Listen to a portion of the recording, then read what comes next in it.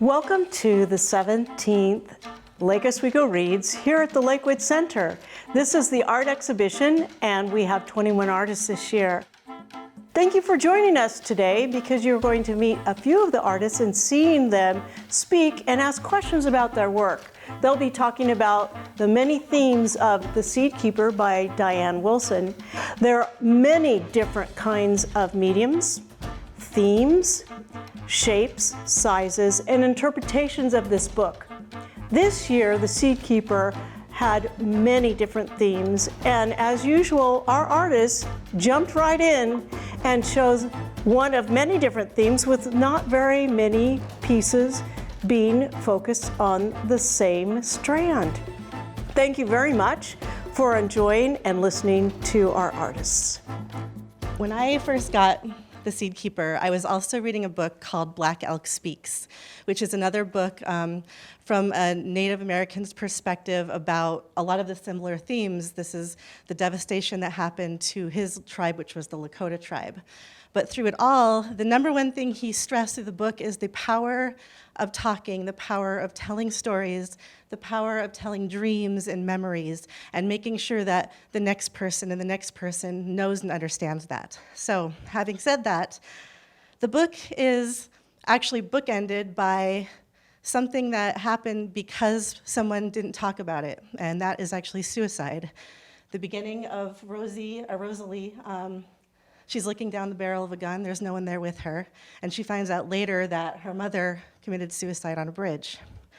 And I started doing some research.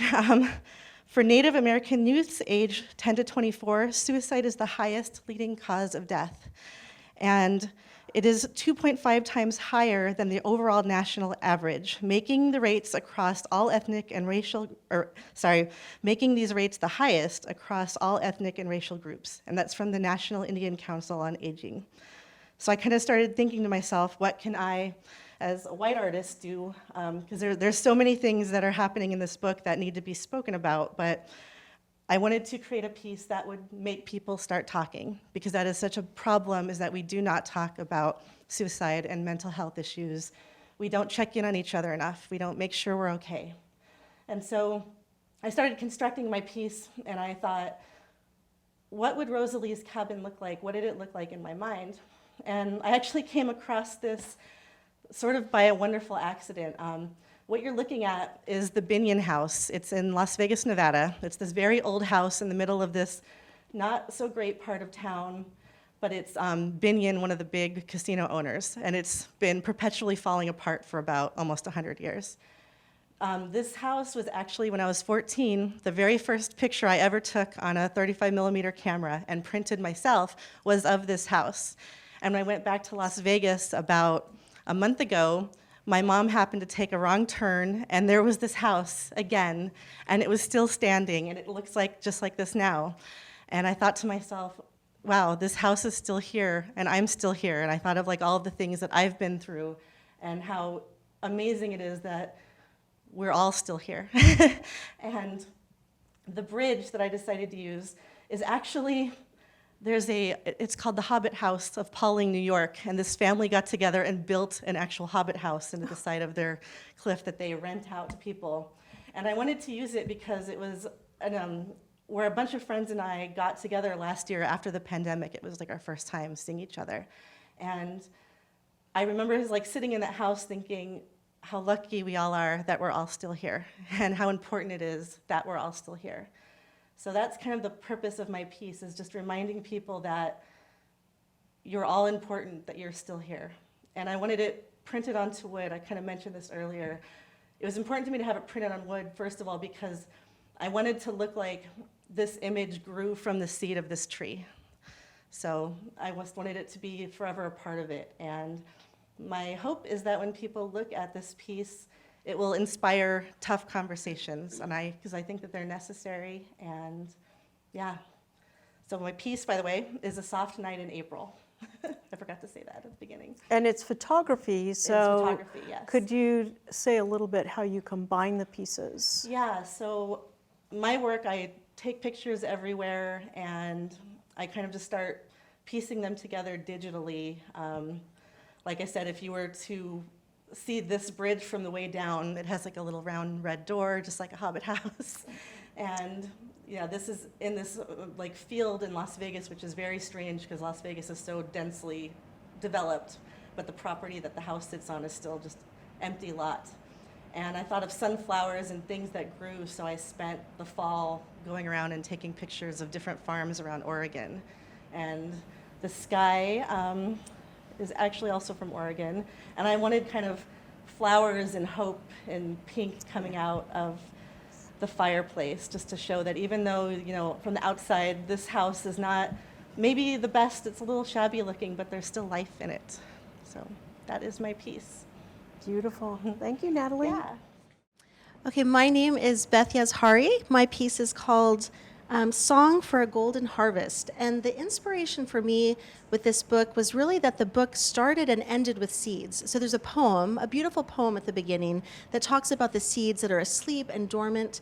And at the end of the book, the author talks about how the book was actually inspired by a story she heard when she was recreating a march of the Dakota, and how women on this forced march, when they were being forced out of their land, would sow seeds into the hems of their skirts and hide them in their pockets, so that whenever they got to where they were going, they would be able to plant food for their families. So my piece is kind of a tribute. I love Native American beadwork. I actually, for a long time, have been collecting these beautiful Native American medallions, and so this is a vintage medallion. I tend to collect the ones that are that feature 9-pointed stars because they symbolize unity and completion. And so I created kind of a composition that's very much a tribute to nature. So you've got this Native American medallion in the center of this kind of radiating sun composition. And then I was so excited. As I read the book, there was an amazing quote talking about the kind of heirloom gem corn that had all of these beautiful colors in it. And I was looking on Etsy, where I get a lot of my vintage supplies, and I found a woman who actually was taking these little kernels of corn and hand drilling them one by one to create beads. And so I was just over the moon when I found this discovery. So I got some of this gorgeous heirloom corn, and I sewed it in kind of a radiating sun composition, and I sewed my own little abstract kind of stalks of corn with Japanese delica beads. And I kind of created an abstract composition. This wind-like motif is kind of representing the corn cross-pollinating, kind of singing to each stalk. And then I also wanted to make it a round piece because I felt like it resonated with Native American drums that are often painted with intricate designs. So again, a lot of my paintings do incorporate a lot of beadwork. So this is all sewn onto the canvas. And the last motif that I just love are these little carved hummingbirds, which I found in this amazing vintage necklace. They're all little carved mother-of-pearl birds with tiny little turquoise eyes. So that's kind of some of the elements that are in it. That's overwhelming. That's amazing. I find your techniques just fascinating. You need to take I the... do? Okay.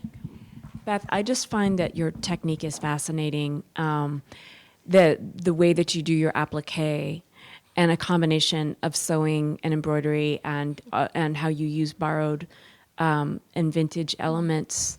And I also am always struck by the intense symbolism and thought that you put into your work, because everything means something. Thank you. And I think that's very, very special, very unique. Thank you so much. I appreciate that. Beth, I have a question for you. What is your frame? The substrate? Yeah. I found this really beautiful curved, Fredericks makes these round canvases that kind of curve to the edge, and I really like them because, again, it has like that almost drum-like reference. And now they've just discontinued them. I've just been wanting to find more, and I can't get them. So I'm hoping they make them again. I've gotten them in very large sizes that I'm working on too. It's a real challenge to work on a circle. I'm so used to working on, I love squares usually, and I do circles within squares. But a circle in and of itself really, you're constantly turning it, you're kind of constantly keeping yourself oriented, and it definitely lent itself to a mandala-like kind of symmetrical format, I found. Beth, what's going on? There's some wonderful painterly images going on. What's happening there in the corn stalks? Yeah, so in the corn section, so there are actually a lot of layers. I do tend to use acrylic paint in kind of a watercolory way. So I like to create depth by, in this particular case, the very first step was actually doing, I don't know how well it shows up on the camera, but many, many concentric circles of little almost stitched marks. So you can kind of see this radiating kind of, I often use kind of stitched marks to reference women's handiwork and sewing. So that's creating kind of a radiating energy. And then over that, I've created layers of stenciling. I created this kind of, again, this drawing of corn, this mandala-like thing, and then just kind of did many layers of different colors on top of one each other. And I found that it kind of seemed to reference like rustling corn leaves or something. I felt like that it ended up being kind of effective. They're definitely moving and alive. Beautiful Thank work. you. Beth, I had a comment about your color. Yeah. If you look at this for an extended period of time, maybe 30 seconds or longer, the mandala seems to come forward and move back. Oh, thank you. How much of that is intentional, and how did you use the color and the choices that you made there? That's a really good question. I think my pieces, the color often is very organic, so this has many, many layers of color. I originally had this background, which now I feel like is almost this celestial, otherworldly outer space, but it was originally a lighter color, and it was not really having the effect I wanted of movement and kind of tension. And so then I did come in a few different times and got it progressively darker. I also did the same in the inner space. It's hard for me to remember now actually exactly what the color progression was, but I often will do that, kind of many washes to kind of get a certain tension between complementary colors, value, just again enough of a radiating sun that then is kind of basically gradating into like an otherworldly kind of feel. So I really appreciate that. But a lot of it, I think all of us artists are very much intuitive. We know when it feels right, and we can't rest until we get that kind of color harmony. So it's a long process. Beth, you have mentioned your movement, and so I'm thinking that your movement that I see in here was very intentional. The arrows pointing out, and then other arrows pointing in, and you go out, and you go in, and you go out, and you're led back in. Can you talk about that intentionality? I love that comment. Yeah, so even when you're saying out and in, that's making me think of stitching and stitch work, which is something I'm very cognizant of. And then also, this abstract design that's the corn stalks, this actually is taken from a vintage tapestry. So it's a Native American tapestry where the corn is represented by these arrows. So that's actually a traditional design. So yes, that's kind of carrying your eye off the canvas. And then I actually wasn't sure at first that this sun was going to be radiating out this gradated corn, but the corn was so beautiful with its colors. All of these are the natural colors of the corn. It goes from like a deep purple to kind of a rose, these beautiful rosy colors, which I hadn't even thought about as the protagonist's name. Yep. And then to kind of more golden. And then the hummingbirds are kind of these little seed keepers as well. So yeah, I think, again, like Jim was saying, a lot of it's intuitive and kind of feeling the push and pull. The little blue tips of the corn kind of are married to the wind and the cross-pollination. I think this book was just so powerful because it was so much about nature. Sometimes the books we read are a little harder to grasp onto visual imagery. This one was so rich, and I know I can see already from the pieces everyone's done that we've all grabbed onto different elements of the nature in the book, and I thought there was just so much beauty just in the very description of the seeds. And one last comment, I'm actually the daughter of Indiana corn farmers, and so I feel a very particular resonance with corn. And when there was this passage on, I think, page 326 that was describing these beautiful little gems of corn, I'm like, that's my heritage. I'm going to see if I can find some corn and get it in this canvas. So I did. The corn is there. It's my heritage.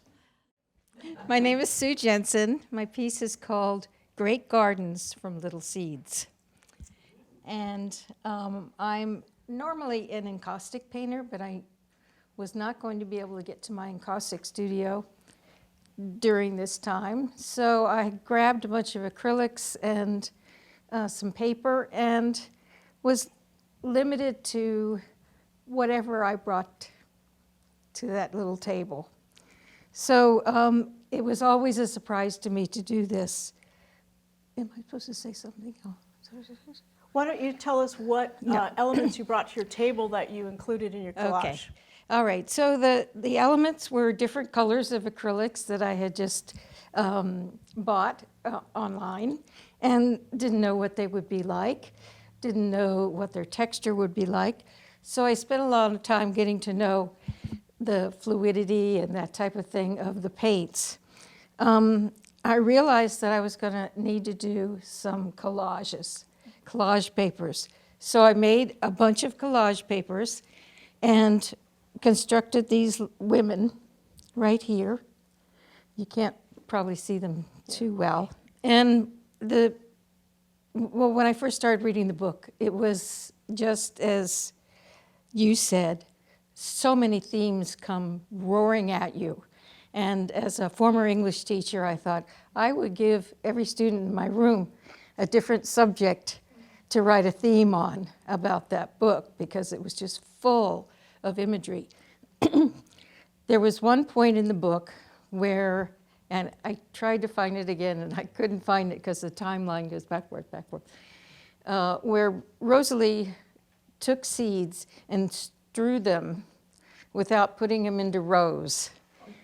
And that would be probably the way I would do it, because I did grow up on a little farm, but we were in charge of the picking and canning part. So this is a jumble of different plants that have come up from those seeds, with an emphasis on great big corn stalks. And I think you can see them. So the women are looking at what they've done and communicating. It talks about communicating and sharing and providing for the next generation. So all of this gave to me the idea that seeds are, seeds, not only do they get to eat what's grown here, but they get to pick up the seeds and pass it along to themselves or to other people. And that's what the women are thinking and communicating to each other. We did this. And it is all acrylic. There's things in the background here. There's some writing in the background referring to her days on the newspaper. There's a lot of things that are buried under there so you can't see it. Is there a little pen and ink in there too? The pen and ink, no, that's the writing. Oh, where? Oh, yeah. There's a little pen and ink. Just checking. Yeah. Tell us about the papers that you made that you use for the collage, because they're Right. very distinctive. Okay. Well, I covered a bunch of papers with different types of color, and then I just started ripping them. And I made an outline of the women, and I just kind of placed them so the women are just covered with different pieces to show perhaps some colorful tribal type of outfit that they might wear. They're blanketed with your gorgeous They're colors. blanketed. Yeah. Yes. And Are there any That's it. questions? yes. Usually you are a very abstract painter to the point of being non-objective. And I find this one, I sort of expected this one to be much more abstract coming from you. So thank you very much for that, because you gave us a very different view of the way you can express yourself. Good. So Thank you. I wanted to find out, you have cool and warm emphasis of earth colors. That was Yes. intentional. That's really my main thing.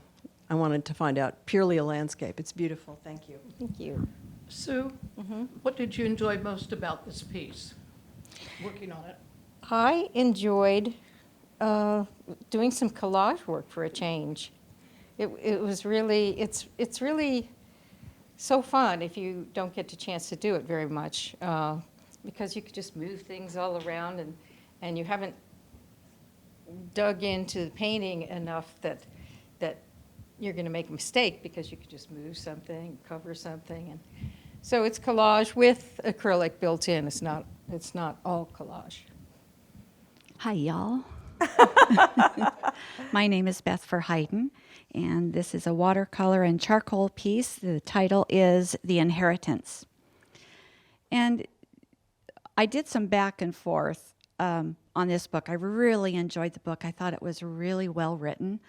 I got very caught up in the relationships in the book, and they really tore at my heart because I felt the book was riddled with many broken relationships, and I wanted them to heal in the worst way, and many of them didn't heal, and it really tore at me. So then I gave it a couple of months before I actually started working on this piece. I went back to the book and I read what the author, Diane Wilson, said and wrote about why she wrote what she did, how she came upon the story, and what was most important to her. And what was most important to her, the story was made up, but what was most important to her was the passing on of the seeds. And this year, I decided that rather than paint what was really important to me and really impacted me, which was the relationships in the book, I decided to paint what the author felt was most important to her. So it's called The Inheritance because it is the act of a gift being given from one generation to another. And I think that's the relational part. I had to get that relational part in there somehow. And so I wanted to portray the adult passing on the gift, their inheritance, to the child, to the next generation. And then I was thinking, an inheritance is a gift, but the person receiving the gift has to accept it. They have to accept the responsibility of, in this case, the seeds, and continue that legacy, right? I think that all of us so far have kind of talked about that legacy and the importance of those seeds, and it was their way of showing how their love for each other was the passing on. So that's what this one is about, is that inheritance, that gift, that passing on from one generation to another, and the receiving of the gift. To me, this piece represents passing on the legacy and passing on the magic, because to me it looks like they're passing on the magic of the life of the seeds. Yes. And you're right that the person receiving the gift has to accept the responsibility. And I can see you are jam-packed full of relationships in this painting. Good. That movement that you're creating in the piece, your work is always magnificent, dear, but this is just ethereal. I think we're all really responding very positively to the movement of the passing of the seeds. It's gorgeous. Thank you. It's interesting to me that you mentioned about the relationships being severed or falling apart, and because I think that is really true, but I also think that a lot of the book is about how those relationships get repaired at the end and become reestablished. So We're hopeful. yeah, aren't we? it does actually have a very hopeful ending, and I think that that's depicted in your piece. Thank you. Also, Beth, this also feels very watery and liquid to me, and water in the river was a very much a part of the theme, whether it was in the relationships or the passing of the seeds or just in the flood of the seeds being planted. So you have another major element placed in your watercolor. Thank you. I have two questions for you, Beth. One is I'm remembering former pieces you've done with this amazing sense of light and like people are saying this movement, this air, this spaciousness. So I'd like to hear a little about the technique that you use. I know you're a watercolorist, but I'd love to hear about that. And then I have a very specific question. Who are the models for the hands? Because I'm so pulled in, I'm wanting to know what's the is it a grandmother and granddaughter? Is it a mother and daughter? Did you have models? I did not have models for this. I found images online. I have used models before. This time I did not. I wanted them in a very specific posture. So, good question. My technique, as far as the movement goes, it's a lot of putting in and taking out. So I put paint in, and I lift paint out. I also run a brush through wet paint. Before it's had a chance to dry and create a hard edge, I'll just run what we call a thirsty brush that has just a little teeny bit of water through it, so it wants to kind of soak up what's there rather than put more liquid on the paper. So I'll run a thirsty brush right through wet paint to begin creating, you know, that sense of movement. And then much of it is also created by just lifting paint out after it's dried. In and out, in and out. Hi, I'm Susie Cowan, and my painting is called The Mouse Children. And I read the book twice, and of course, a lot of passages more than that.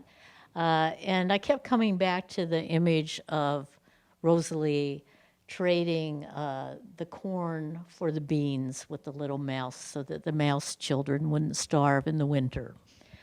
So I started the piece with the fall color palette, just thinking of harvest, and created some jelly prints with nature, with ferns. So I have a negative and a positive of the ferns, and collaged those onto the cradle board. So that was my base. And the thinking of her garden, the sunflowers, the planting, and again, getting toward harvest. So it did the sunflowers in the background. The relationship of nature taking care of itself, just the seeds that fall, and they stay dormant all winter. But that element of us participating and the giving and taking really, really touched me. A few other elements, I put in a little branch of the cottonwood. It was hard to choose a subject. I mean, it was a very visual book, and I love that imagery of the cottonwood branch having a star when you snap it, and that it's star medicine. I also put stars in the sky. They're pretty subtle, but the Dakota believe they came from the Milky Way. They're the star people. So that's my story. Your piece is so mysterious because you see it from afar and it's full of abstract positive and negative, and you get up close and you're seeing all these intricate paintings that are just dynamic and very symbolic of the book. So I'm hoping that the audience will have a chance to come and see things up close also, because it's Thank you. it's kind of like a secret painting. Well, I think sometimes these small pieces do invite the viewer to come closer and investigate. I've certainly wanted to do that with all of the ones I've seen today. So, Susie, I have a question for you regarding what you said about the ferns. Can Yes. you describe that process to? yes, so there's something called a jelly plate that you can buy, and it's just kind of a gelatin, fairly hard but not super hard surface, and you can paint it with acrylic paint, or you can paint your things that you want to print, and then put them on the plate. So it was a little bit of both, and I use a tissue paper. It's actually deli paper. Oh, yeah. To print off of this. So I ink up the plate with acrylic and then put my fern on, and then maybe I'll pull a print that way. Other times I'll put the fern down first and then put the brayer color over the top of it and then print off of it. So the negative or the positive happens with the So actual fern. when you actually put the fern on the surface, are you using a brayer then to, or do you- If I paint first, I usually use a brayer rather than a brush when I do it. I brayer color onto the surface, then I put the fern down and print, and that gives me the negative. The fern holds the paint off of my deli paper. Reverse, if I put the fern down on the jelly plate and then brayer color over it, then the fern prints. So you get the positive that way. Okay. It's a fun process. You should try it. So is that a hand print, or is that in a roller? No, it's just hand, yeah. Yeah, it's a small little, my jelly plate's not much bigger than what you see here, yeah. So this is, you started out with a collage, Exactly. and you put your deli papers that were printed, dried and printed. Yes. And then you gelled those on, and then embellished with paint and ink. You got it, Jan. Hot dog. Susie? Yes. I have a question about that gorgeous frame. My husband, Dan, made the frame for me. It's Yeah, so you know, unique. So often the cradle boards, they'll come back after traveling and the edges get dinged. So I've started to do some framing. Well, Dan's started to do some framing for me. So, thank you. Hi, I'm Leslie Peterson-Sapp, and this is my first year with LO Reads. And this is the work that I made specifically for it. This is very different for me. I used a lot of new materials for it because I'm embarking on a new series of work, and I thought, well, this is a really good opportunity for me to start using these new materials. Several people today have asked me if it's encaustic. It's not encaustic. It is a whole bunch of different kinds of acrylic medium, layered and layered and layered and layered. So I really wanted to get that look.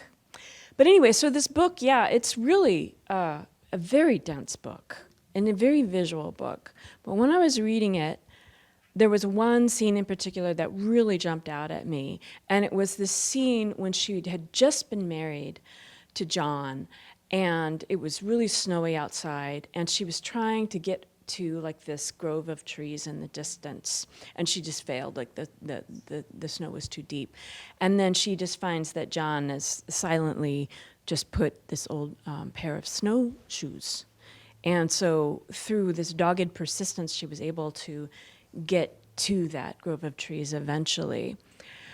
And I don't know why exactly, but that just really struck with me, that wonderful visual image.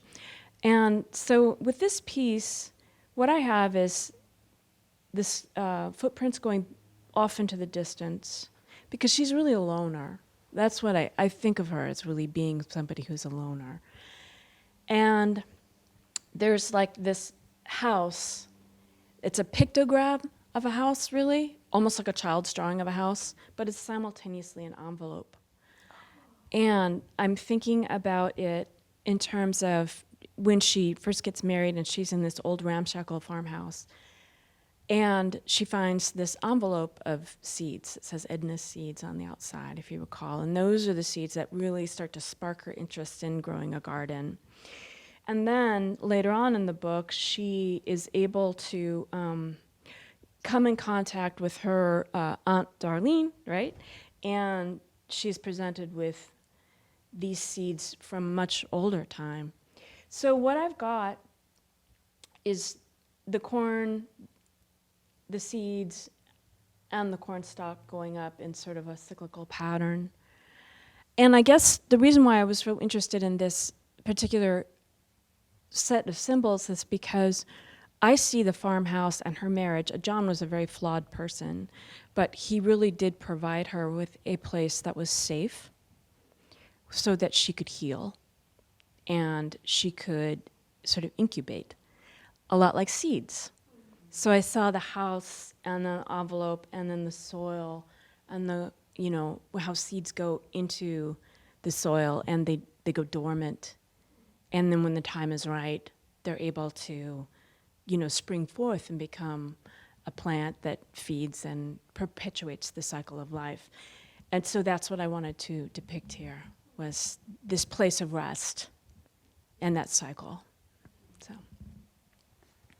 So you've got this wonderful group of birds flying. That also happened in that very same scene when she was struggling to get out there. Then there was some sort of scene with blackbirds taking off. Yeah. Very great. Any other questions? I love your imagery with the envelope in the house and how simply you portrayed that. Thank you. Yeah, I think it's very powerful. Thank you. Yeah. And I like that you see the footprints darker in the doorway, and then they fade in the rest of the envelope. Yeah, that was just playing with that. Different levels of transparency. Yeah. But yeah, it was a really visually such a rich book, and you could choose any number of scenes out of that book, I felt like. I'm Debbie Neely, and the piece that I did is called "The Sleep is Upon Us." And I read that first page where the seed is talking, and it blew me away. You know, it was crazy. And I thought, what a novel way to approach a book. And I read it right after Lake Oswego Reads was over. Oh, wow. So I saved it for my holiday. But as people that were in Lakes in the show know, that at the end of the show I fell and had a concussion and broke my hand. And it was no big deal to me, so I'll read the book while I'm recuperating, and I'm making notes and scribbling and blah, blah, blah. And then when I got ready to write something about it, I couldn't remember anything. I mean, my mind was blank, thank you. And so I had to read it again. It was a whole different book, and it was wonderful. And then I even worked into a third partial reading, but it was the story of a young woman and her life. And I'm reading this, and I'm going, I recognize her. She's living my life, or I lived her life. And the farther I got into it, I got to thinking, oh my God, I inherited a family farm in Iowa, which is only 260 miles from Ulm. And the people that, as a child, that I knew were the same people in Ulm. They had the same prejudices, they had the same beliefs, they had the same climate. There was nothing different between her growing up and me growing up, except I was a white woman and she was brown. And it made a huge difference in each of our lives. And I didn't think much about that whole part. You know, I enjoyed living on the farm and blah, blah, blah, until I got to thinking about it. And when the book was over, I got out the deed to my property. And I found out the most shocking.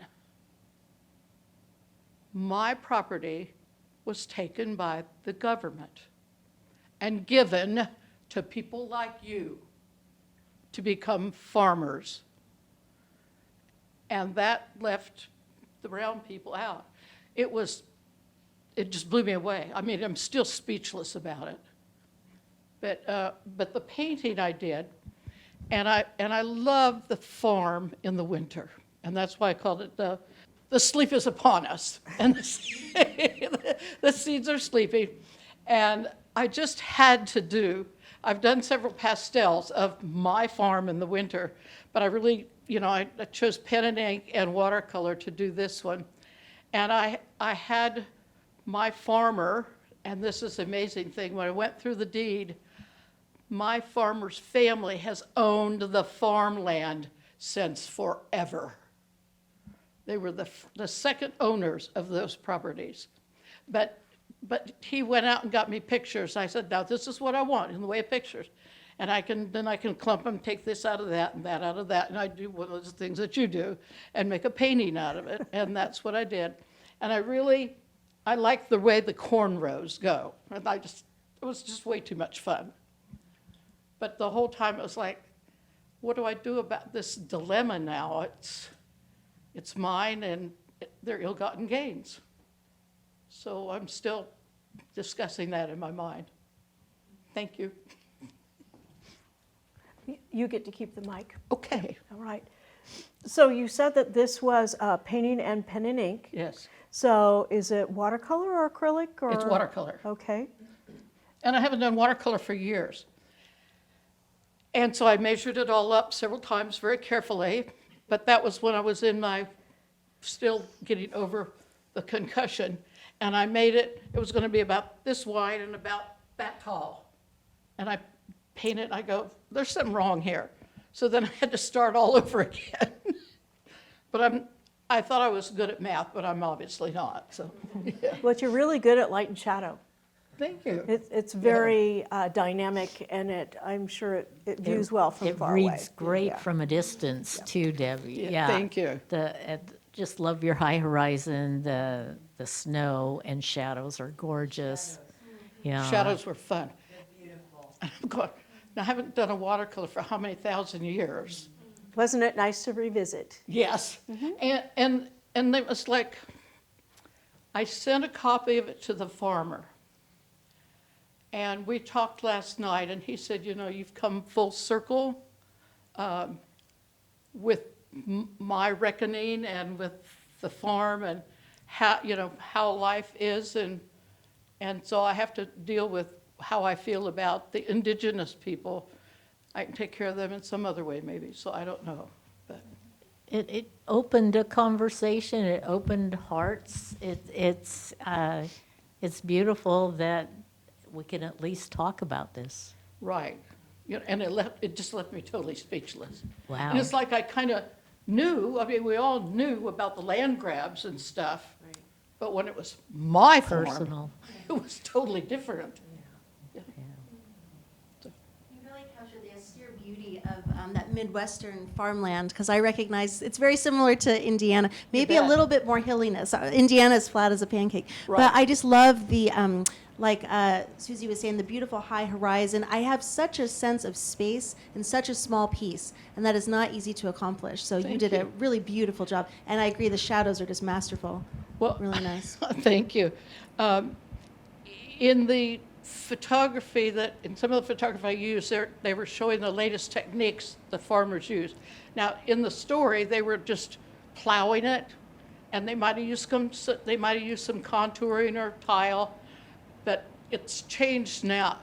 Now, farmers in certain parts of the Midwest actually have little mini electricity stations where they have solar, whatever the solar things are called, Panels. the great big whirlwinds. Oh, windmills. Windmills. Huge. Scattered among the farm because it has enough wind. And this part of the farm is one of them.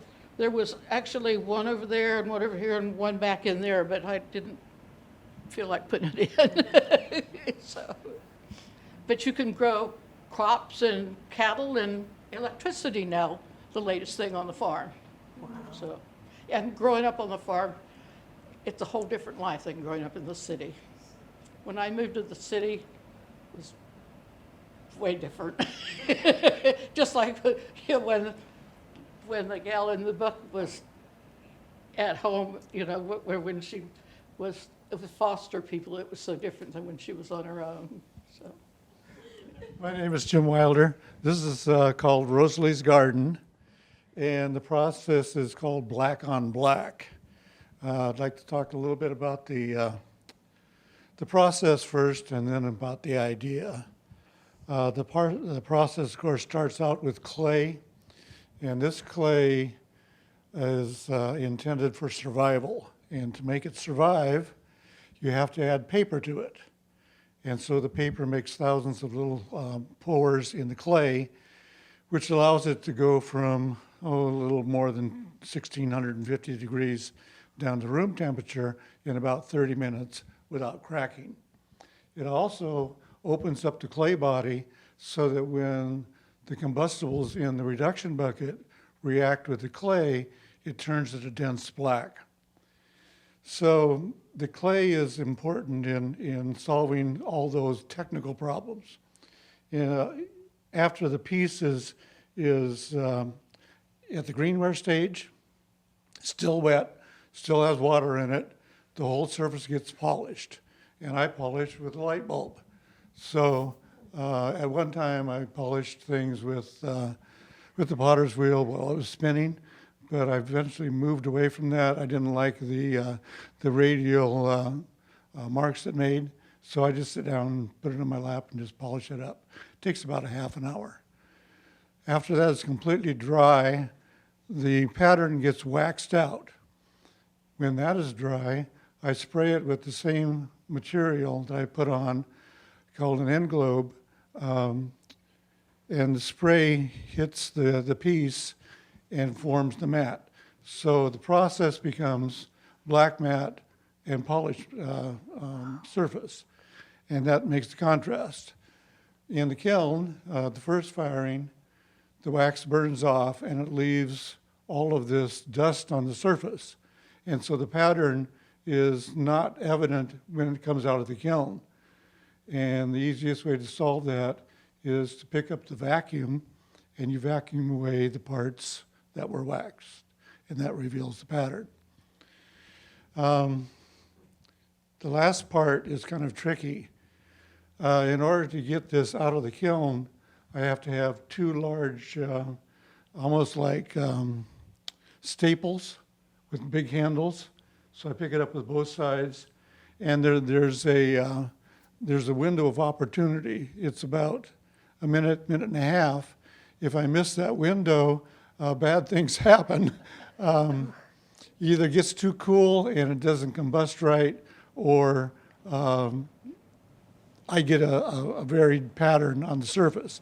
So open the kiln, I've got my gear on, dust mask and all the rest of it, and pick it up, put it in the reduction bucket, and close the lid, and a half an hour later I get to see the results.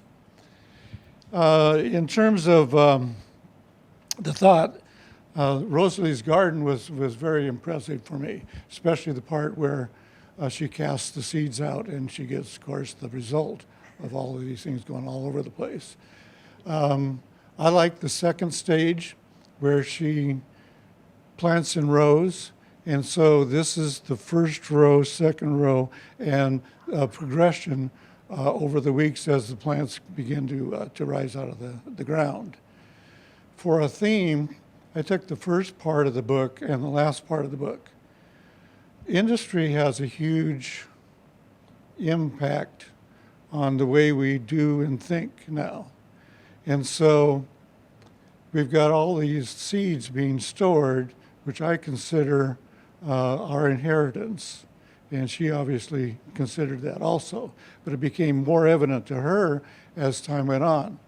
And so as you read the book and you looked at the garden, every time you looked at the garden, you could also look at Rosalie and see the same things happening. So Rosalie and the garden were two and the same. And as that progressed, you got to the point where industry had taken over so much with the genetic engineering that they forgot about the history.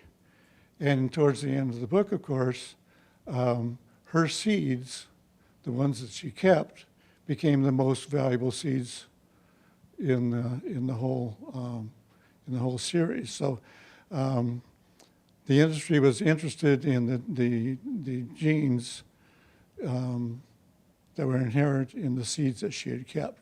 And so it's really a story of value and what kinds of values we have. And she values her history, her place in the world, and she found out that through her relationships with the other people in her tribe, that those values were very much historically important. So that's where I am with this piece. Jim, at the beginning, and I love your seed progression with that concept. In the beginning, you said you mixed paper with the clay, and so that's a pretty broad net you throw out. When you say you mix paper, what kind of paper? Did you shred it? Did you use newspaper? Do you use a archival, is there something that works better in the kiln than, say, other papers because of their content, or can you use any kind of paper?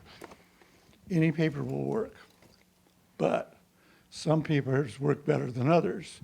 I'm reminded of the Japanese story about the man who walked into the paper factory and asked for some mulberry paper. And he said, what would you like? And he said, well, I don't really know. He says, well, we have thousands of kinds of mulberry paper. And so you could get long fiber, short fiber, and so on. In this case, I add 15 grams of toilet paper to the clay. The paper gets emulsified. I put it in a large container. It has it spins with a motor for about 20 minutes, which completely pulverizes it. That goes through a sieve. The water drops out. When I was teaching, we would take those wads of paper and put them in a produce bag. And for each 25 pounds that went through the pug mill, we would add 1 produce bag of paper to the mix. And at that point, we were using egg cartons. And for egg cartons and the paper clay, that was a sculptural miracle. Nothing cracked, broke, blew up, or any other faults. You could add wet clay to dry clay, wet clay to bisque-fired clay. So each one of the pieces that the kids made with that kind of mix was almost guaranteed a success. You could have thick and thin, and it still survived. This is a little more sophisticated in that the paper pulp is finer, and the mix is more thorough.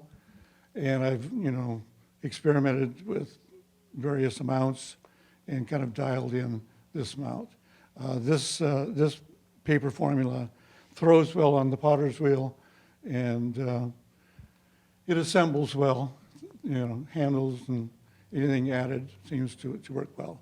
Also, it, like I said in the beginning, it gives you the opportunity to go through the reduction bucket without it cracking in half. Nice discovery. Yeah. I just First started at Lake Ridge High School with the kids and experimenting with the egg cartons.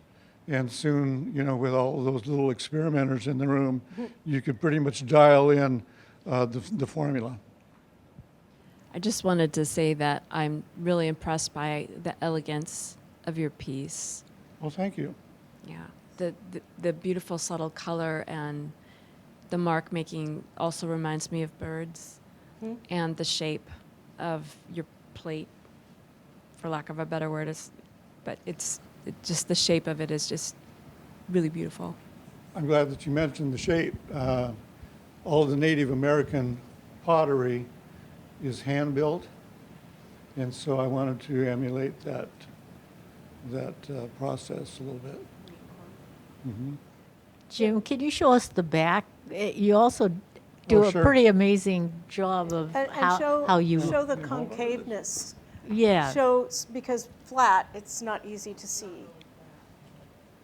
right. Well, Excuse me. this is thrown. This is thrown on the potter's wheel, and when it's leather hard, I cut away sections, and then drill a hole in those, so each one is firmly attached to the back, rather than adding it one by one. It also gives you the ability to position the piece in any direction. The wire with the clip gives you a nice firm anchor, and it's just a little bit loose so that when it pulls up against the wall, it goes flat. That's great. Thank you. Hold it flat like this so they can see the shape of the convex. There you go. No, the front. There. Oh, yeah. Okay. Flat in ceramics is almost impossible. So any curved form will hold its shape much better. I'm Bonnie Garlington, and I am a tapestry weaver. And Usually I weave scarves to sell, but the tapestry is kind of a highlight of my year because I usually do just one a year for Lake Oswego Reads, and I've done it 7 or 8 years by now. And one of the things that I enjoy most is the planning of the project. Reading the book, getting the inspiration, and then doing a lot of what ifs and finding an image that I want to use. I go down a lot of rabbit holes looking for different ideas. The thing in this book that struck me was the corn. I usually do a fairly stylized image. So I started online looking at Indian corn.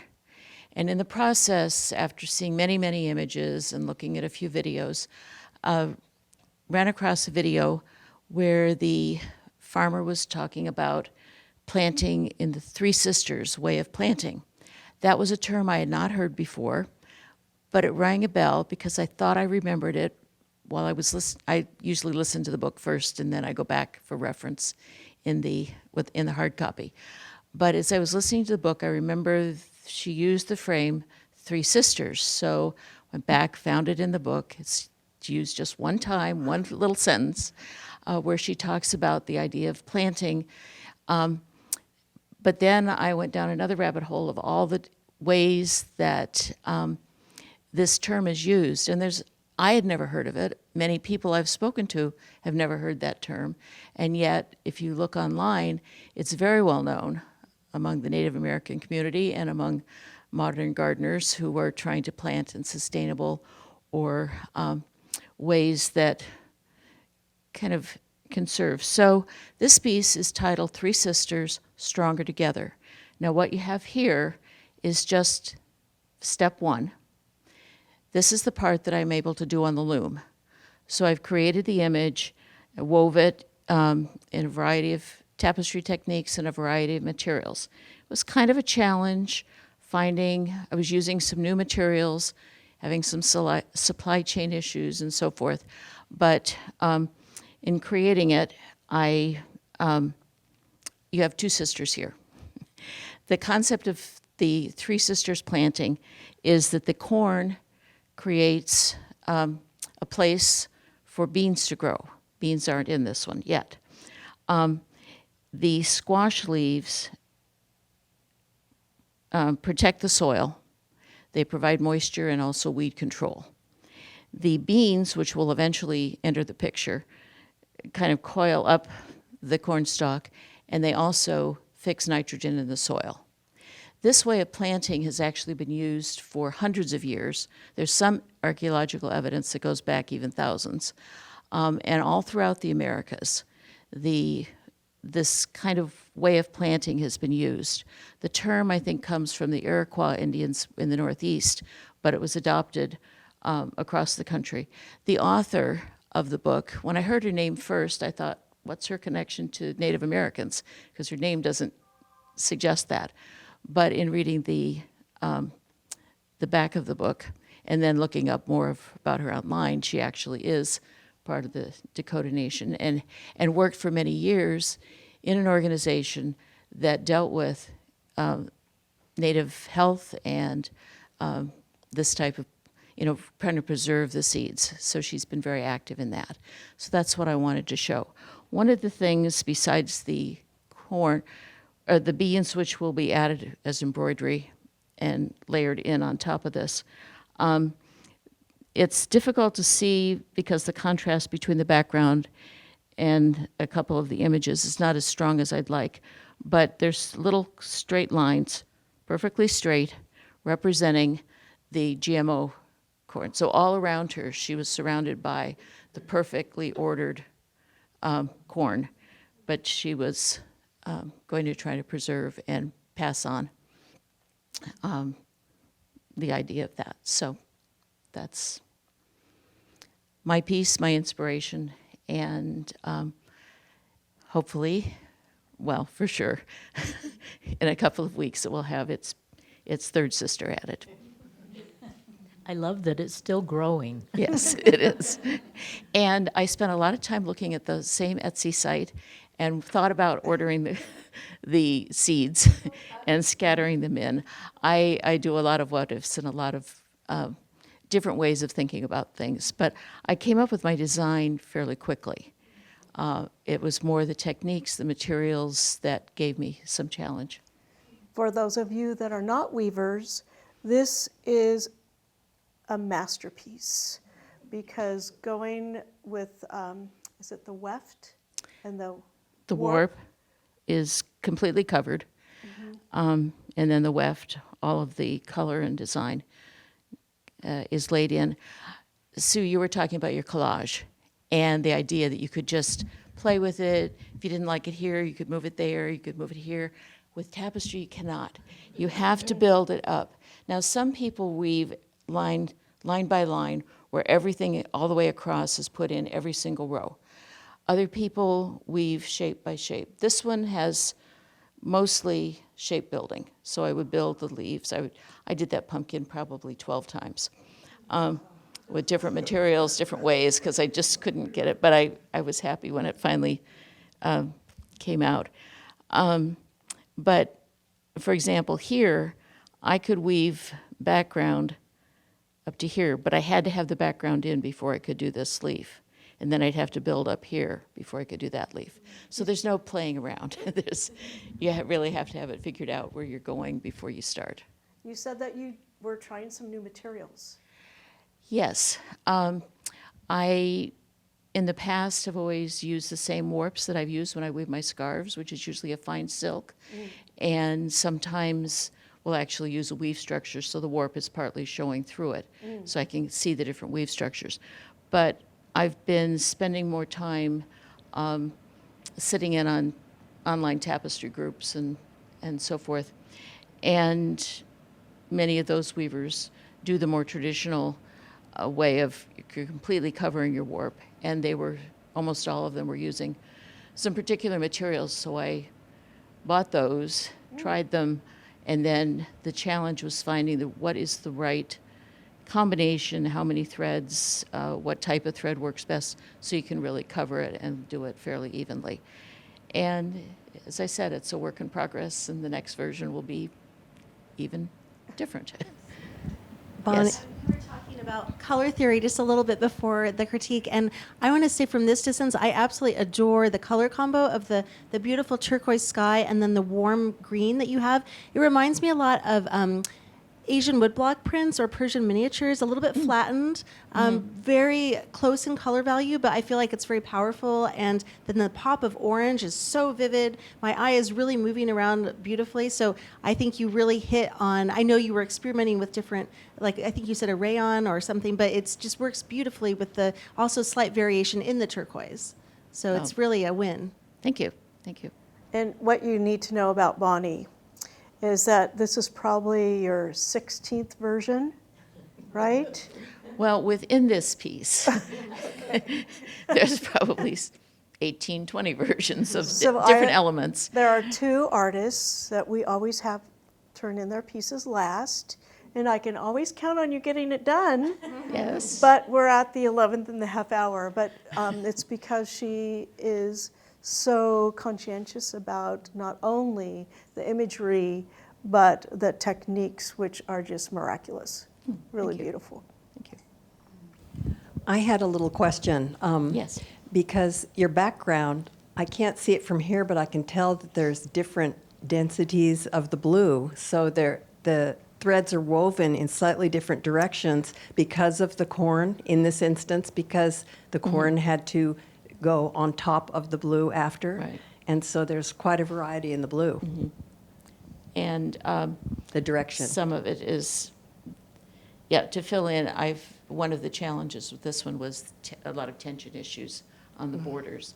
And so sometimes an area would build up unintentionally, so I'd have to fill in some to make it It smooth, adds but to it's- the interest of the area. It's all blue and everything, but many different blues because of that. I like it a lot. Thank you. My name is Leslie Cheney Parr, and the title of this is, we're always forgetting the title, but this is Dakota from the Stars. And I think that's the line that hit me above everything else is that the people believe they come from the Milky Way. I remember the father, I believe, was telling Rosalie this, and that hit me. I thought, oh, I'm going to have to do stars. The star is everything because it's the sun. It's over us. It is the beginning of the planet itself. And it is the giver of life. It is the heat. It is wonderful. So that is what I decided to focus on. And also, we had the gift living here of having lots of different brown people exhibits at our Portland Art Museum, if you noticed over the last year or so. And there happens to be a Dakota artist there right now, Howe. And I went there several times to see how he visualized everything. He was a teacher. He is a person who was born in the early part of the 20th century. A wonderful story about his life. He married a German woman, but you know, this is our country, and we can do these things and we can survive. So his work influenced me because of the nature of the illustrative qualities, the symbolism in his work. So I hope you get to go see that. My piece focused on, like all of us, the corn, because of course the seeds. But if you look at this, you'll see I wanted to include the water, the fish. I wanted to have the land. I wanted to have the land unworked by man. Then there's the land that's worked by man. And the stars feature it above all. And also, I have the little people here. You can't really see them until you're up very close. So I have little tiny people. They're just symbols. So that's pretty much my piece. It's like a little universe, huh? Where's the Universe? A little universe. It's our universe, yes. His universe, her universe. It doesn't have their farm particularly, but I did keep rows so that you could see that sort of thing. Your water is gorgeous. Oh, good. Thank you. Yeah. It's acrylic. I didn't say what medium. This is acrylic on a panel. It's nice. So, thank you. You usually work in watercolor, don't you? I'm a watercolor. I'm a multimedia. I show watercolor because people like to see, oh, Leslie does watercolor, and it works. But I started out as an acrylic painter, 5 feet by 4 foot, big pieces. Oh, wow. And they're really hard to, if you have to really work on selling, and I don't care about that. So I do a lot of different sizes. your attention to detail. And this is another one of those pieces where it projects well at a distance, but you really need to come up close to see your little people and all the fish and the beautiful things that are going on in the landscape. Yeah. I wanted it to show integration of not just people, but the whole, how we all have to fit. And people are only this big, and they're a little bossy, so it's,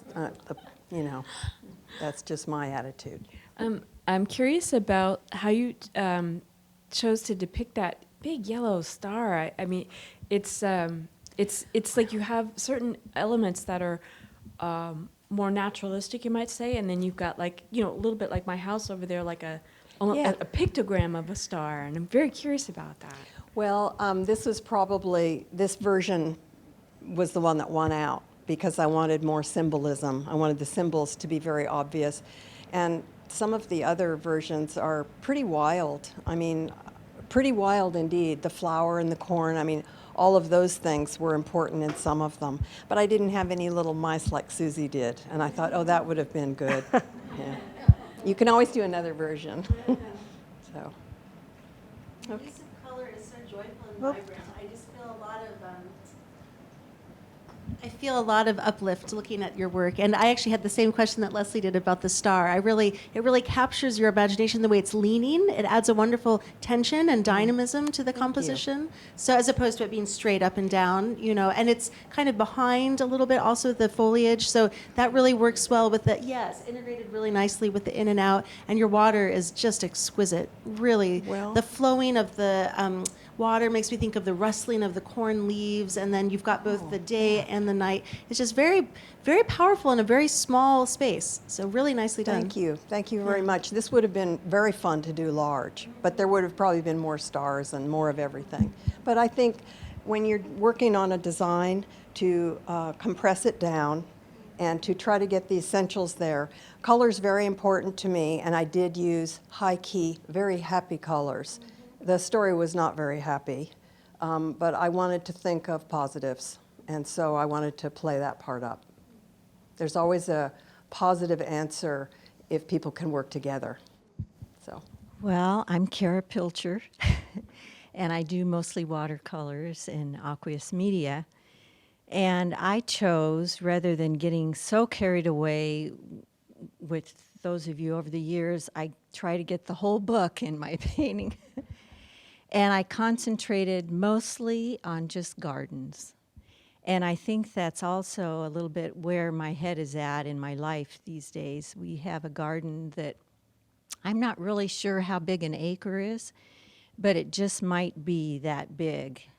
In fact, when we first, Greg was carving out an area where it would be, and he put a big deer fence all around it. It looks like it's some sort of a prison. And I'll tell you, there's times when I'm walking down that hill towards the garden and I have to pick these things because they're going to rot if I don't. And it starts owning you rather than you own the garden. But gardens have, I'm sure all of you have a special garden that means so much to you.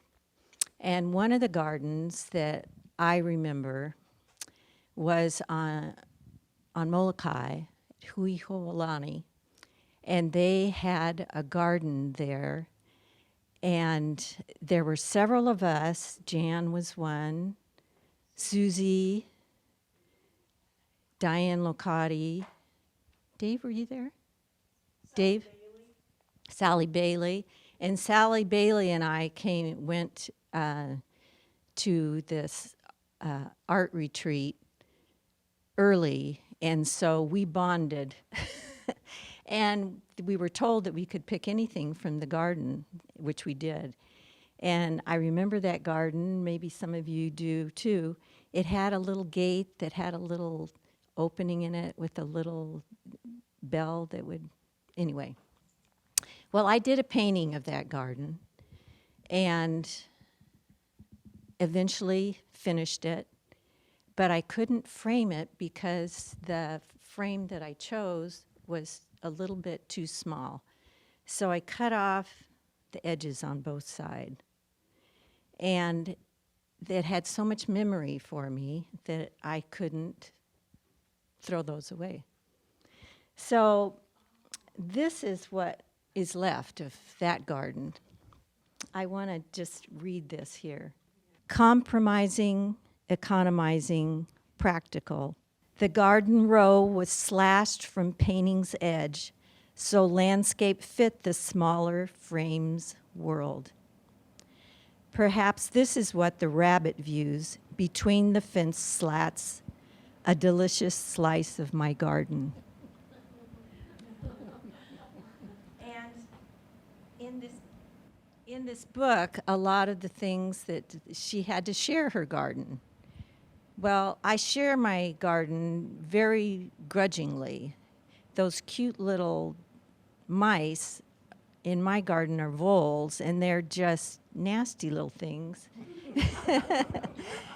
And I fight them all the time, and I'll dig up potatoes, and they're all chewed up. And the rabbits, we try to keep out all the time, and they'll just totally decimate a whole plant. But there's still so much produce. Those of you in our critique group know about August, I arrive with my van full, and you better bring bags. So it's a blessing and a curse in some ways. Tell us about what's going on outside of the Okay. poetry. Well, I collected from my garden tons of seeds. And I was planning on doing some dancing figures and using a mosaic with the seeds. And I have bowls of seeds of all different colors drying on the windowsill. And when I started gluing those things, it was too hard. I just couldn't get the thing, and I couldn't get the right color with the right size of the seeds. So I gave that up. But there are some seeds in here that are decorating around the side. There's watermelon seeds, which for the first time I couldn't believe it that we actually got watermelons. There are cantaloupe seeds. There's some corn seeds, just a few of those. And very precious to me are some apple seeds because you guys gave me an apple tree. And it's in our garden, and it has several different types of apples. And there's a few of those. They don't show up very much, but they're in here too. So I chose to have this brown part. It's on a mat that is kind of fuzzy, and to me it looked like earth. And you have to take care of the earth. And we have worked real hard to add a lot of things to it. We do some composting, and it all circles back around. And then, I don't know that you can see this very easily, but that blue represents water, and it has a little bit of movement that I put in there. And then the green is all around here too. I'm Dave Hazlett, and the title of this piece is Back to the Time Before, which I believe it was the elderly woman who was growing the plants in her room brought that up, and I thought, yeah, that's a good title. So this piece, sorry painters, no color, all black and white, which, as we have all mentioned, there was so many themes to peel off on and so much subject matter. And I sort of have this personal agenda about the chemicals and the GMOs. So I didn't want to dwell on that, but I wanted to reference it in some roundabout way. So what I'm going to do is I'm going to read what I put on my artist statement, and this will describe this sort of bring this into a little more focus. In this image, I chose one of the Platonic solids, the dodecahedron, as it has 12 sides, the same as our year has 12 months, and this is in the center here. Ancient symbols adorn the five-sided panels that represent earth, water, air, female, male, perennial, lime, potash, manure, and the most recent ancient symbol, the test tube. Our dependency and interconnectedness to exist with water is a sacred vow we cannot cross, yet here we are. The ring of vegetables and fruits are the annual cycle of food production contained in the seed energy, the same energy cycle that allowed Rosalie to fall back in love with the earth, producing her own garden and child. So the references to water that her friend, the attorney advocate, kept coming back into her life, the cycles. The circular forms are the cycle. The seeds go dormant. There's 12 months out of the year. You can't grow all year round. But you're still farming. They're still out doing stuff with the land during the off times. So these were very key to me. And then the references that have been made so far to the Milky Way and space, I wanted to include that in the night. And then the clouds, when you look at this closer, you can see the detail there. I think it's done. I was thinking about doing a Milky Way band, but I'm okay with how it is at this point. Yes. What materials did you use to create this? This medium is scratchboard, and for those of you who don't know what scratchboard is, it's typically a masonite panel with a thin layer of white chalk and then a layer of India ink. And you literally scratch through the black ink to reveal the white underneath. So When you commit, you've committed. That's, you're scratched, you have your line. So you So you're drawing backwards. kind of, sort of. Okay. It's not unlike carving stone, if anybody's ever carved stone. It's the reduction thing.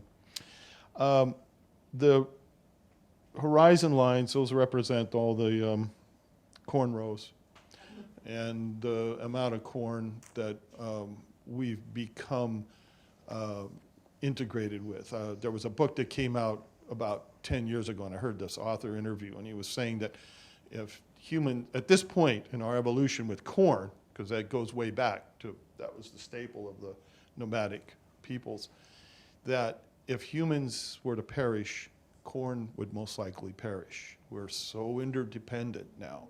And corn is in all of our products. It's in our carpeting, it's in our paint, it's just in our alcohol, it's just in everything. To have the GMOs come into, I thought that was a very good, by the way, this author, I should say, can write. I was just enamored with how well she presented her storyline. Now, I'm just going to make one comment about her reference to the chemical company, Magenta, which we all know was Monsanto. But she didn't say that. But Monsanto was responsible for making Agent Orange, which was used in Vietnam. All right? Magenta, when you read, she took the A and put it at the end, but she still got agent in there. Oh, so clever you. So clever her. Oh. But I can't, it just hit me one time. I kept looking at that word, there's some, but her reference to that, and I thought that was good. Well, anyway, that's the basic take I have on the book, which I really enjoyed. It's a very well-written book. Well, Dave, I'm so glad you addressed that part of it. It was a hard one to come up with imagery about, I think, about the chemical altering of seed. And leave it to Dave. All right. Well, it's important, and she definitely addressed that. And the beauty of her presentation was that they were still the seed keepers. They still believed in this method of planting, which may become what we have to come back to, but the industrialization of farming is something to behold. I mean, they're even talking about these robot tractors and things at this point, and will be tilling and doing all the work. But anyway, I digress. Any other questions at all? Dave, we had occasion when I was probably 25 to visit Iowa. And the most impressive part for me was the drive, not for a mile or 2 miles, but hundreds of miles alongside the rows of corn. Yeah. That's where we are in the world, and with the level of farming. And that was what was addressed. And what was not also addressed was how John died after using all of the all the chemicals and things that he was given. He got sick. At 50. Yeah, and he died, and the story moved on. I think you were supposed to go, yeah, that's a blank I need to fill in. So there were a lot of things like that. Yeah. I find myself thinking about, my parents moved to Southern California, about a mile from Disneyland, when I was in college. So my first visit there was in the mid-'60s. And one of the exhibits at Disneyland was the Monsanto exhibit it was like a big circular theater with these screens showing all kinds of images, and they were playing America the Beautiful, the amber waves of grain and so forth. And you saw, it's scenery from all across the country, but the majority of it was big fields of grain, big tractors doing it. and it was presented in such a positive way, and I didn't have any reference to question it at the time, but that was being presented to all of the visitors there as this wonderful, glorious, the chemicals, better living through chemicals and all of that kind of stuff that was so prevalent in the 50s and 60s as we were growing up. That was a good thing. It was like the magic, and now later we see that it's not so much. And not only in just farming, but it's across agriculture. We could go on about that. Yeah. But again, the book was, would you all agree, was very well written, and really made some great points. Yeah. So, all right. Well, thank you very much. I'm Jan Rimmerman, and I am a mixed media and watercolorist. This book, my book is completely dog-eared, written in, folded. It had so many themes, and it was so complicated yet very simple because you loved the characters. You wanted to believe in each one, except for maybe John, you didn't really understand him. But after I read the book and I was discussing it with my friends, they said, oh, Jan, you were just like one of the characters in the book. And I'm like, which one? The old lady in the nursing home that brought all the dirt up from the rose garden in the city on the bus.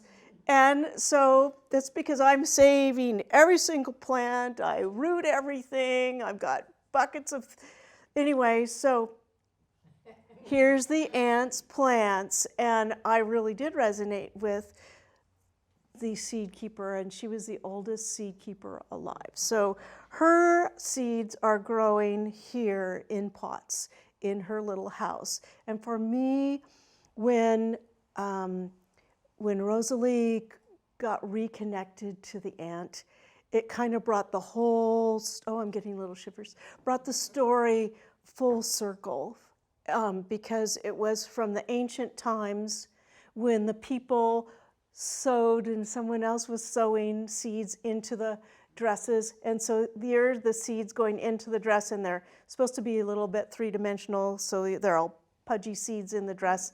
And then later on during the generations, the seeds are coming out of the dress through the generations and into the pots. And I was so excited to hear about the three sisters because I got it right. I got the beans and the corn and the squash, so I didn't even know that, but they're all growing well. And the star people. I love the legend of the star people and the dad's star map in the little cabin that was still there when she went after all of the tragedy of her life and pulling herself together and bringing her destiny full circle in that cabin. There was so much. Anyway, this is Rosalie the star, and these are the parts of the star map from the father. The river was amazing to me because, yeah, the river ran through it, and so the river is running through it for me too. And the river, the pollution that the attorney was going after, the Monsanto, the chemicals, the treatment of the people, and not being Native American, this, like a lot of our other Ella Reads books, opened my eyes to a lot of things that now I'm very much more sensitive to and about. So my technically this one is mixed media. It's mixed media because the darker areas are actually powdered charcoal, which comes from the land. So we've got the powdered charcoal that's sealed in, and then there's a lot of layers. I don't know if I'm my usual 22, but I've got a lot of layers of acrylic paint, transparent fluid acrylic with a little opaque white in, and some little sun and rain symbols down in the pots. So there you go.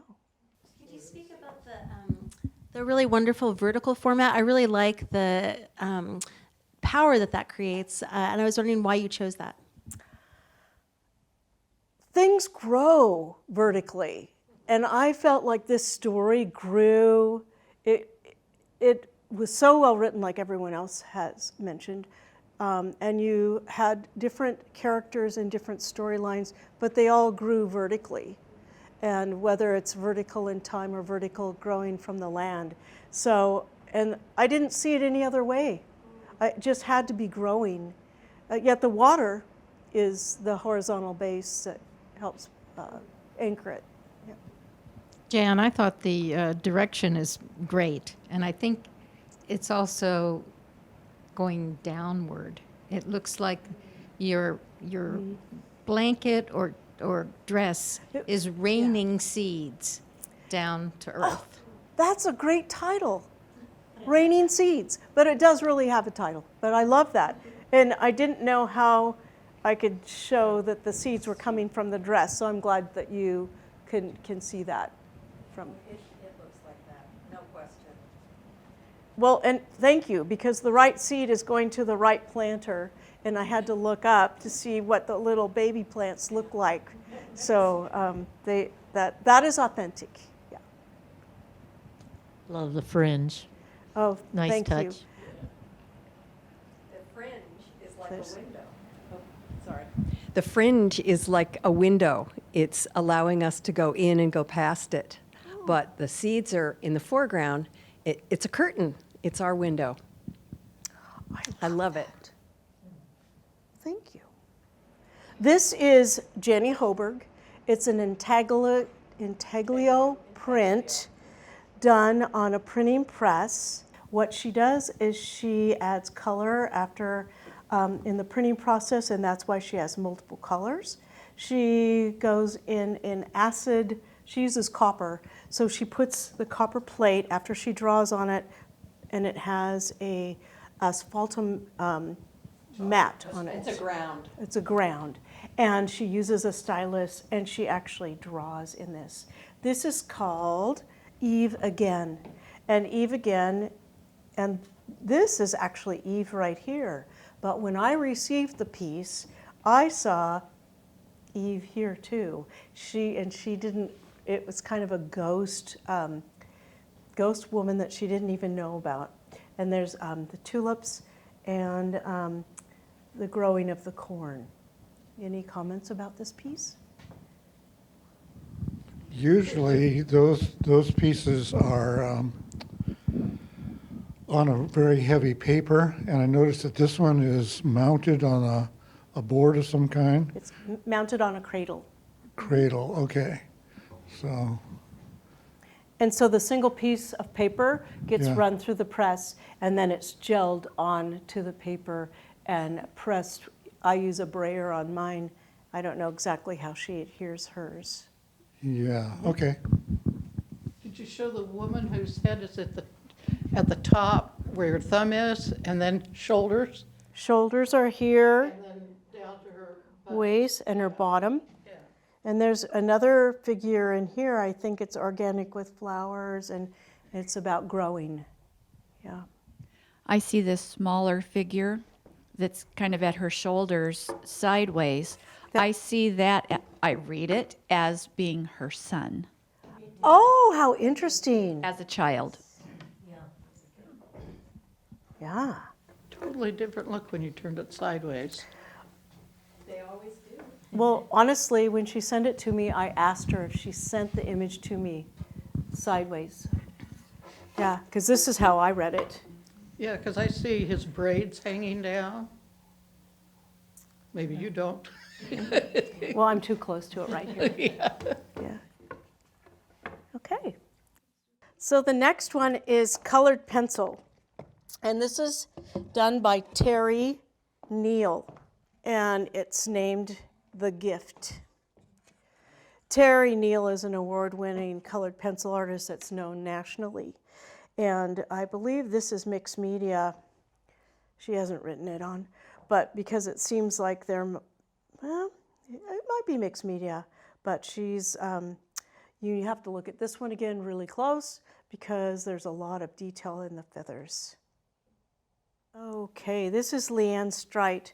This is a tapestry with hanging beads like rain. But Bonnie, could you address how this is made? Yes, it's a combination of painting and tapestry. The trees in the sort of in the background have been painted or dyed onto the cloth, but then she goes over it and embroiders on top of the painting. So, and the top part is more of a tapestry. There's some transparency. The clouds on the and the sky have a three-dimensional-ish quality to them. And then she's got the beads. It's a piece that really can be appreciated best up close. But even in like the dirt behind those hills, the shoreline, it's painted, but then she's got these little teeny tiny stitches in sort of almost a metallic coppery color that just give a little glint. And so there's a lot of depth in a tiny space. Is it painted on paper? Or No, she weaves the cloth and then she'll paint on the cloth. And To Kara. no, so she weaves the cloth and then she will paint on it. Sometimes she'll use encaustic on it. She does a lot of different things on top of the surface, and then she embroiders on it on top of that. So like the little bushes, it's a combination of the paint and then a lot of stitches. But take a close look. This is a very difficult, it's difficult. When I first finished the book, I was thinking about my piece, and actually Leanne's work was the first one that came to mind when I thought, what is she going to do? Because her work is so careful and deliberate, and the way she layers things, I just felt it really lended really well to how deliberate and careful the storytelling is in the book, and I was very excited to see this piece come in. It's fantastic. This is Lisa Weiser, and this is acrylic, and it's called Cash. And this was an image that was very prevalent to me too, and that in the story, one of the ancients running away for her life with her two daughters took the ancient seeds and dug a hole and hid them, showed the oldest daughter where to find them, and years later she went back to find them.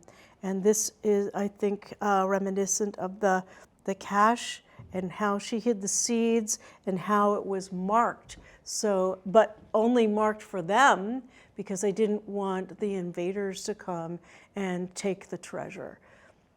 So this has so many different levels to it, and here again, you need to come up close to see all of the different layers of what you see. This is the little baby hidden in the tree while they're hiding their treasures, and these are actually legs of the people that are hiding it.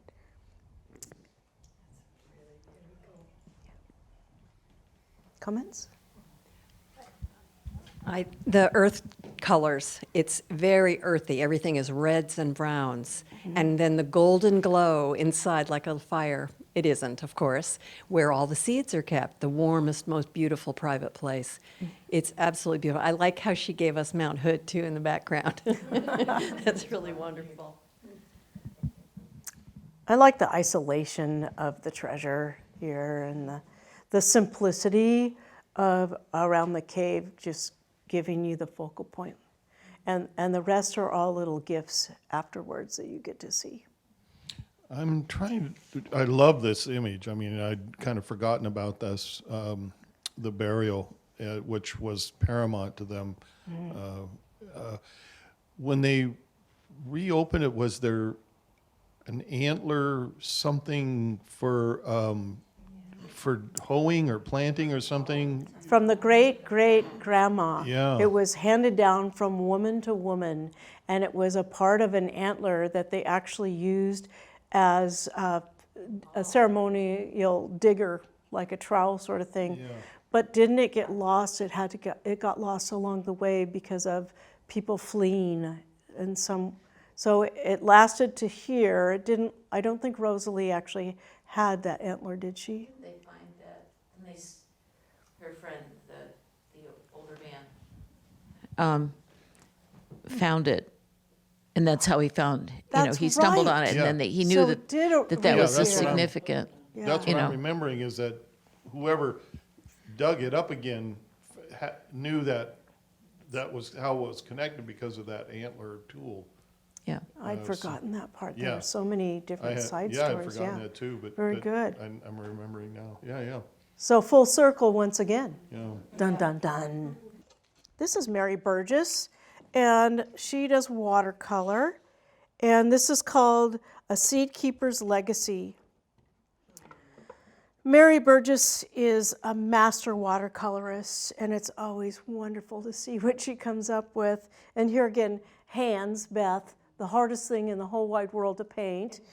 And she captured all the colors of the seeds, and there were many passages in the book that talked about the many colors of the seeds. And then later, when the chemical companies and the registration seeds came, they lost all the colors. So it has, when you look at it close, it's got some drips here on the bottom that helps. I think it just helps indicate that we're melting, or our traditions are melting away. But that's just my interpretation. In reading about the colored seeds, apparently you get that with a lot of cross-pollination. So when you've got lots of different corn growing naturally around, then each of the little, I don't know the anatomy of corn that well, but apparently, as it's floating through the air, it might germinate one kernel from one plant, and another kernel on the cob may come from another place. I never knew that was possible, but that was the explanation I read for the different colors that you get. And when you have the more genetically modified corn, it's all one patented formula, and so everything's going to be identical. I'd like to take a slightly different track on this and just talk about composition a little bit. Sure. This is an extremely difficult composition, and Mary nailed it. When you compare the sizes of the three major shapes, you've got the upper part above the hands, the dark blue, that is the smallest overall size, and then the next down below, the lower dark blue, the lower part is what we call the mama-sized shape, and then the largest shape, horizontal. They're all three horizontal bands. The hands and the arms, parts of the arms, are the largest shape. Everything is off-centered. Where the hands come together, down, at their point, right down in there is off-centered. And what other thing? Even the wrists up in the upper part, where the two hands come together, go right to that little triangle there. That's to the left of center. And then that the lower fingers are to the right of center. It's just a really difficult composition because everything wants to be symmetrical because of the subject matter, but it's not. She just tweaked the sizes and the placement of everything in perfection. And the center of interest being straight smack dab in the middle is really hard to pull off. It is very hard to pull off. But it's perfect because you've got the energy going around and around. Exactly, yes. And every other part is Just to so add- perfectly placed and sized that you don't even care that the center of those seeds is like a bullseye. It doesn't feel like a bullseye because everything else is so masterful.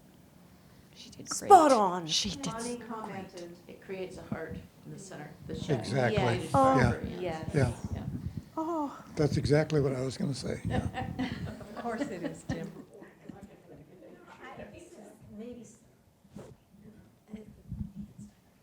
This is maybe going to sound a little bit gross in that, but I see it almost as two ears. you know, and they're listening to the truth of those seeds and what they're trying to tell us.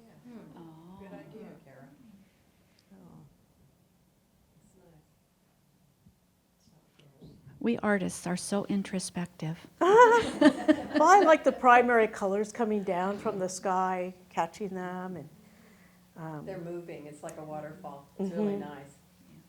and you don't. This is kind of in a way a static painting, but with the 3 kernels going down and a couple falling out, it gives you right. And her use of color, the warm color of the fingers, the perspective on these fingers, is masterful.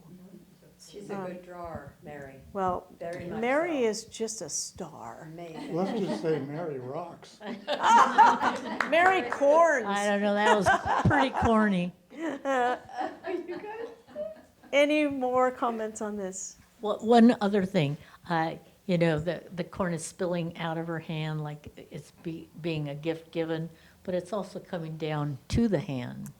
And so it's like from another. So it's kind of that continuum. All right, thank you.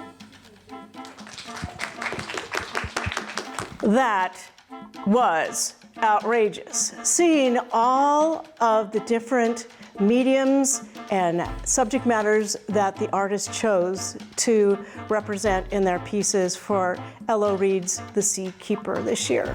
I hope that you've enjoyed all of the different interpretations. I highly recommend you reading the book by Diane Wilson and attending all of the different events here in Lake Oswego throughout the month of April. Thank you so much for enjoying our talks with our 21 Lake Oswego Reads artists this year, and we look forward to reading the book for next year. Thank you for coming.